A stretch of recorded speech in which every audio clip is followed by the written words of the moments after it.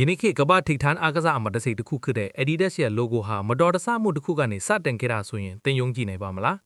စီးတုပ်ထားတဲ့နေရန်တစ်ခုကိုမတော်တဆအကင်မိရာကနေလက်မှာပေးသွားတဲ့ဆေးတွေကိုပနတ်မေးမှာပုတ်ဆွဲလိုက်ရာကနေအခုချိန်မှာဒေါ်လာတန်ပေါင်းများစွာတန်ဖိုးရှိတဲ့အမတ်တစိတ်ဖွတ်ပေါ်လာခဲ့တာပါ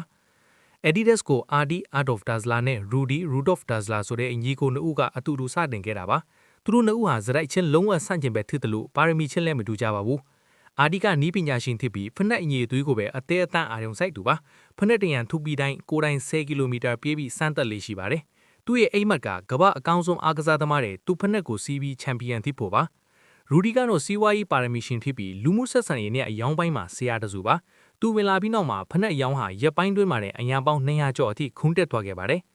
အာဒီဟာဖနက်ကောင်းတရံရဖို့ဆိုရင်ဘာမဆိုလုပ်မဲ့သူပါဖနက်အောက်ခံစိုးတွေပိုခိုင်ခန့်ဖို့အတွက်သူ့ကိုရူဒီရဲ့ကားတိုင်ယာတွေကိုတောင်ဖျက်တောက်ပြီးအသုံးပြုခဲ့ပါတယ်။ဒါပေမဲ့အစောပိုင်းမှာနီးပညာမကျသေးတာကြောင့်ဖနက်တွေပျက်စီးလွယ်ပြီးဝယ်ဒူရီစီကပြန်ပို့မှုတွေများလာခဲ့ပါတယ်။ဒီနေရာမှာစီးပွားရေးသမားရူဒီကဒေါသထွက်လာပြီးအရေးအသွေးထက်အယောင်းကိုဦးစားပေးပါလို့အာဒီကိုပထမဆုံးတစ်ချိန်ပြင်းပြင်းထန်ထန်ကျင်းမောင်းခဲ့ပါရယ်။ဂျာမနီမှာနာဇီတွေအာဏာလာချိန်မှာအညီကိုနှစ်ဦးကြားသဘောထားကွဲလွဲမှုကအထွတ်ထိပ်ရောက်လာပါတယ်။ရူဒီကနာဇီအစိုးရရဲ့မျက်နှာသားပေးမှုကိုလိုချင်တာကြောင့်ဂျာမန်အားကစားသမားတွေကိုပဲဖနက်ပေးစီခြင်းပါတယ်။အာဒီကတော့အားကစားမှာလူမျိုးရေးမရှိဘူးလို့ယုံကြည်ဘူးပါ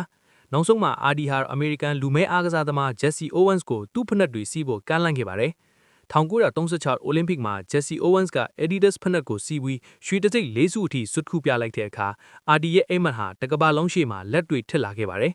ဒါပေမဲ့ဒီအောင်မြင်မှုကဟစ်တလာကိုဒေါသထွက်စေခဲ့ပြီးစစ်ရုံကိုပိတ်ခိုင်းတဲ့အထိထစ်လာပါတယ်နောက်ဆုံးမှာစစ်တဲ့အတွက်စစ်ဖက်နှက်တွေထုတ်ပေးဖို့သဘောတူခဲ့ရပေမဲ့ကန်ဂျမာကသူတို့အညီကိုနှစ်ဦးကိုထပ်ပြီးကြီးဆက်ခဲ့ပါတယ်။အညီကိုနှစ်ဦးတည်းကတဦးဟာစစ်မှုထမ်းရမှာဖြစ်ပြီးအာဒီကစစ်ရုံအတွက်မရှိမချစ်လိုအပ်သူအဖြစ်တတ်မှတ်ခံရပြီးကင်းလွတ်ခွင့်ရခဲ့ပါတယ်။ဒါပေမဲ့အကိုဖြစ်သူရူဒီကတော့စစ်မီပင်ကိုထွက်ခွာသွားခဲ့ရပါတယ်။ဒီဖြစ်ရဟာသူတို့နှစ်ဦးကြားကတန်ရိုးစင်ကိုအပီတိုင်းဖျက်တောက်လိုက်တဲ့နောက်ဆုံးလက်တရံဒေါသပောက်ကွဲမှုကြီးဖြစ်ခဲ့ပါတော့တယ်။ဒီလိုနဲ့စစ်ကြီးအပြီးမှာတော့အညီကိုနှစ်ဦးဟာလမ်းခွဲခဲ့ပြီးအာဒီက Adidas ကိုဆက်လက်တီထောင်ခဲ့တယ်လို့ရူဒီကတော့နောက်ထပ်နာမည်ကြီးအမတ်တစိတ်တစ်ခုဖြစ်တဲ့ Puma ကိုတီထောင်ခဲ့ပါတယ်။သူတို့နှစ်ဦးဟာတမြေတဲ့နေတရေတဲ့တောက်ပေမဲ့တေဆုံးချိန်ထိတယောက်နဲ့တယောက်စကားပြန်မပြောကြတော့ပါဘူး။သူတို့နေထိုင်တဲ့မြို့လေးမှာတော့ Adidas အုပ်စုနဲ့ Puma အုပ်စုဆိုပြီးနှစ်ချမ်းကွဲသွားတယ်လို့သူတို့ရဲ့ပဋိပက္ခကပြင်းထန်နေတာပါ။အဆုံးထိကြီးချူပေးခဲ့တဲ့အတွက်အားလုံးကိုအထူးပဲကျေးဇူးတင်ရှိပါတယ်။